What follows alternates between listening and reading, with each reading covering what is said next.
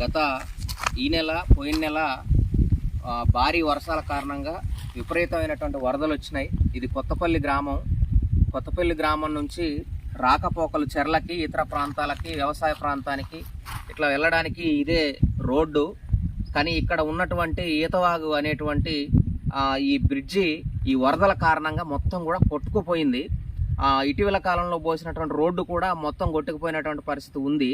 కానీ ఈ 2 నెలల నుంచి ఇదే పరిస్థితి ఉన్నా కానీ ప్రజలు, ఈ గ్రామస్తులు, ఇతర గ్రామస్తులు కూడా ఇటువైపు ప్రయాణం చేసే గ్రామస్తులకు రాకపోకలు తీవ్రమైనటువంటి ఇబ్బందులు అయినప్పటికీ కూడా ఇట్లా గుంతలతోటి ఈ రోడ్డు ఈ రకంగా దర్శనం ఇస్తున్నప్పటికీ కూడా అధికారులు ఈ గుంతలు పూడ్చేటువంటి పని చెయ్యట్లేదు.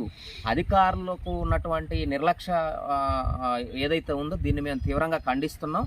తక్షణమే ఇప్పటికైనా సరే ప్రజలు పడుతున్నటువంటి ఇబ్బందుల్ని దృష్టిలో ఉంచుకొని అధికారులు స్పందించాలా. స్పందించి తక్షణమే ఏదైతే ఈ గుంతలుగా ఉన్నటువంటి ఈ రోడ్డుని ముందు తక్షణమే కంకర పోసి దీనికి మరమ్మతులు చేయాలని ఈ సందర్భంగా మేము తెలియజేస్తా ఉన్నాం.